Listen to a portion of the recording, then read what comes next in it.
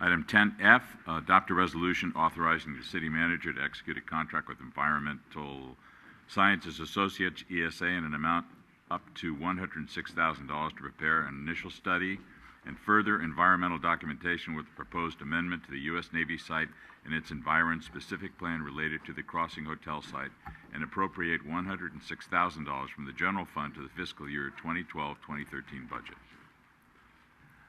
Good evening, Mayor Ruane and council members. I'm David Woltering, the Community Development Director for the City of San Bruno, and I'm here tonight to present this staff report. The site in question, the Crossing Hotel site, has been envisioned by the city for a hotel since the late 1990s. In fact, with the decommissioning of the U.S. Navy site and the formation of the San Bruno Redevelopment Agency, this site was specifically envisioned for a specific plan. The specific plan was prepared for a 20-acre area. It envisioned a mixed-use development on this property, including a hotel. And the hotel at that time in the specific plan was identified to be about a 500-room hotel with a 5,000 square foot restaurant facility and parking. In 2001, the specific plan was adopted. A certified EIR was also prepared and approved by the city.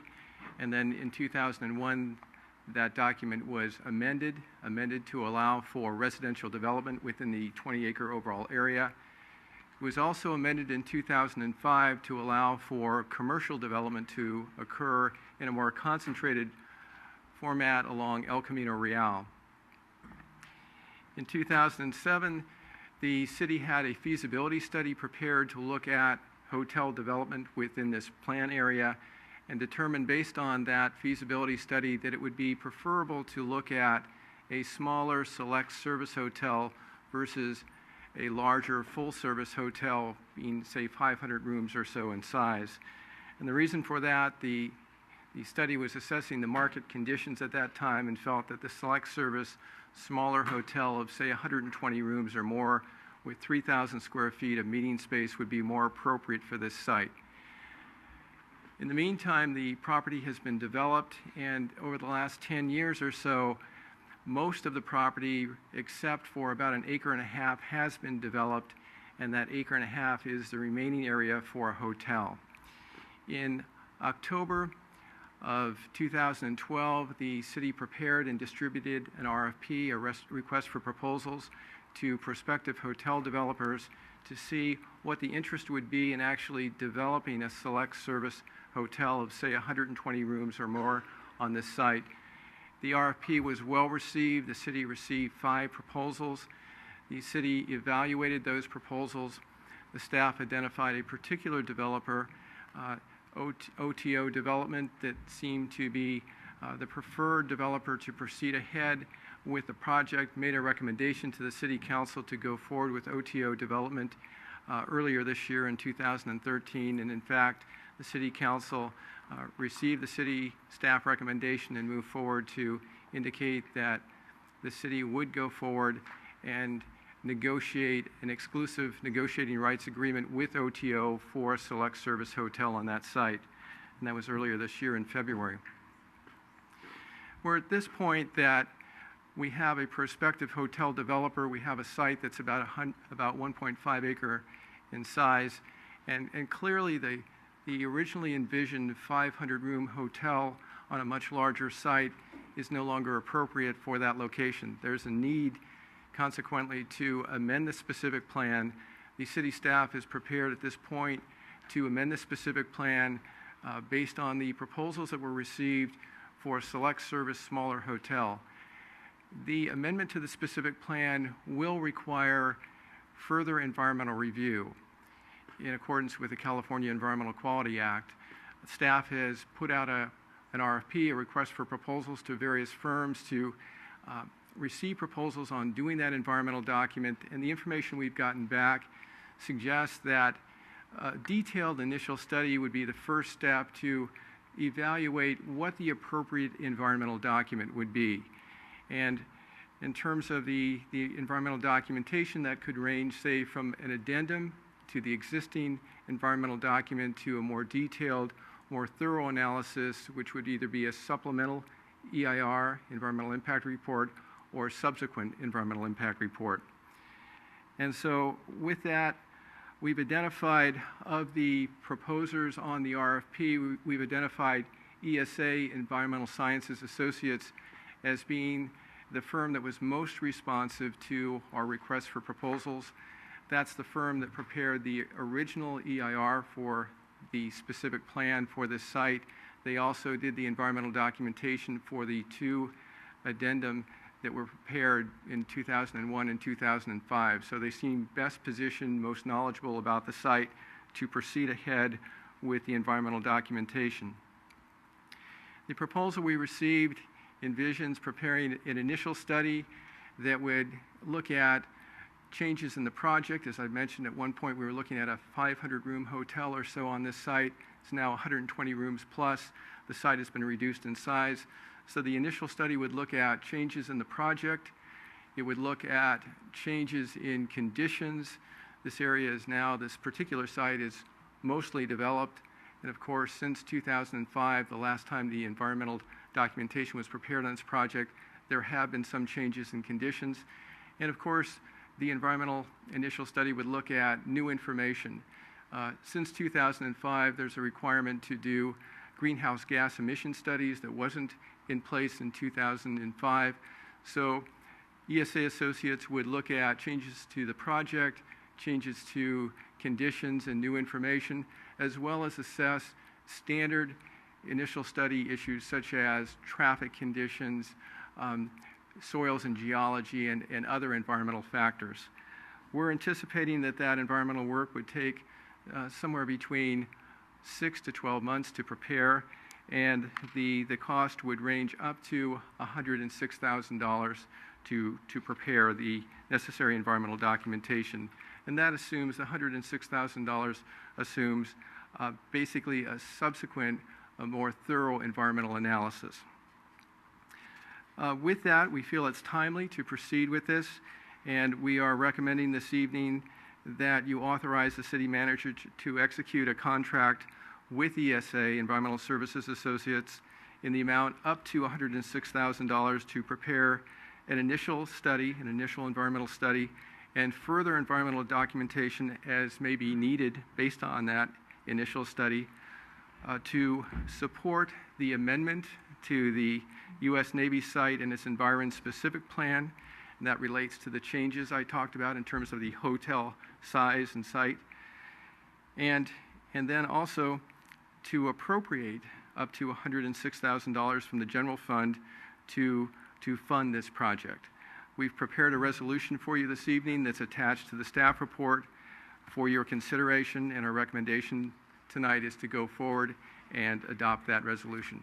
That concludes my report. I'd be happy to respond to any questions. Thank you. Thank you.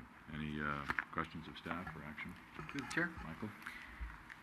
Back in the good old days of redevelopment, we could take some general fund money or reserve and loan it to the agency and then track that money and get that back at some point. So now we don't have that mechanism anymore, and we're going to make essentially an investment of public funds in this project. And I'm wondering, do we have any mechanism now that we could use to sort of track the return on that investment over the years and figure out, how good of an investment it was for us? I think the way that I would answer that question is that once the hotel is built, we will be able, the answer is yes, we will be able to evaluate the return on that investment in transient occupancy taxes.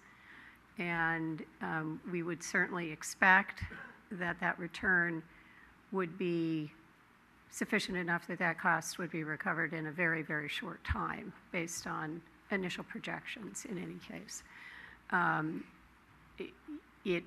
It's also possible that you could dedicate, if you wanted to, although transient occupancy tax typically goes into the general fund, you could earmark it as amounts reimbursed directly from TOT, that doesn't represent any kind of increase in annual operating revenue until that amount is paid off, or something similar to that if it was the council's desire or intent. Okay. And because that, I mean, this particular expenditure right now is coming from Unappropriated general fund, okay. correct.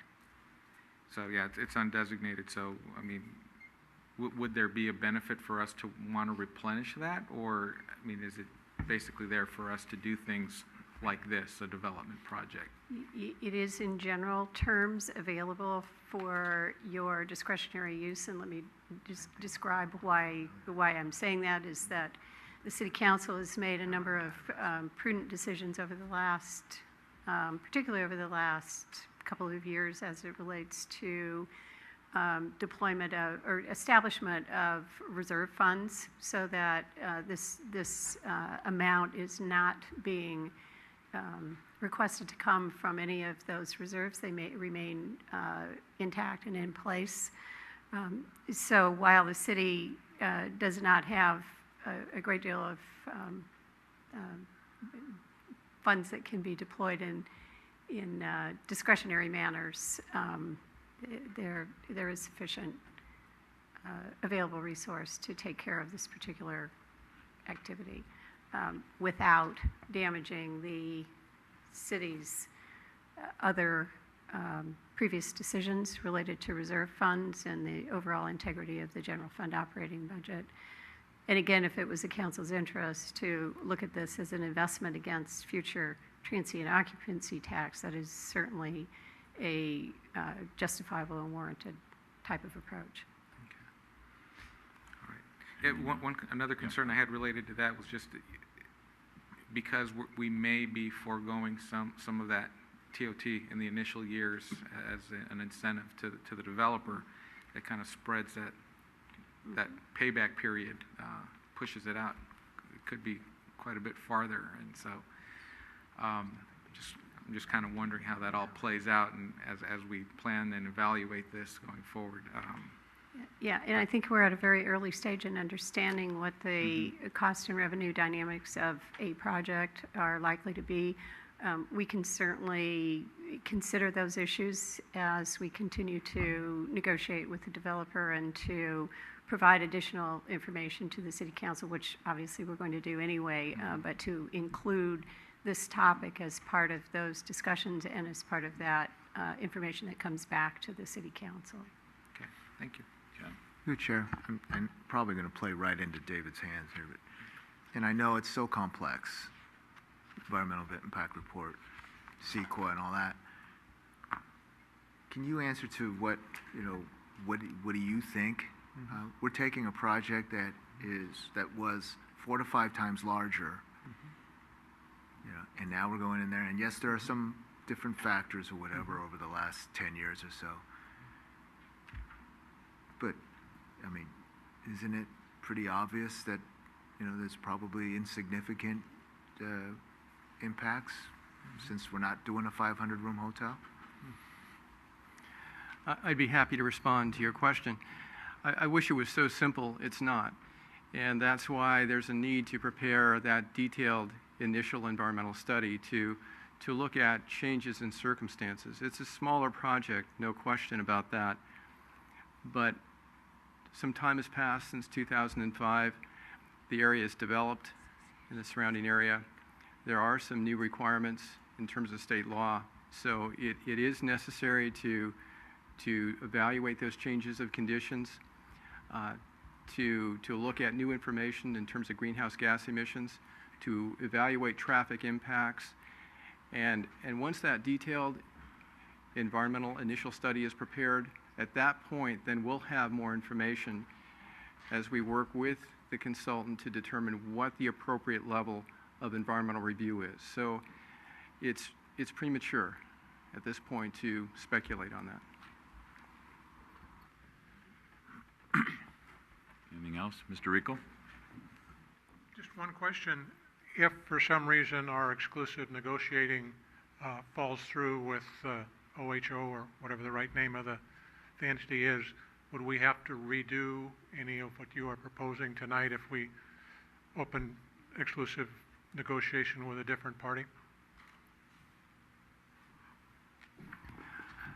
Through the mayor, no, we wouldn't anticipate having to redo the document. In fact, as I indicated in the staff report, since the late 1990s, the city has anticipated building a hotel at this site.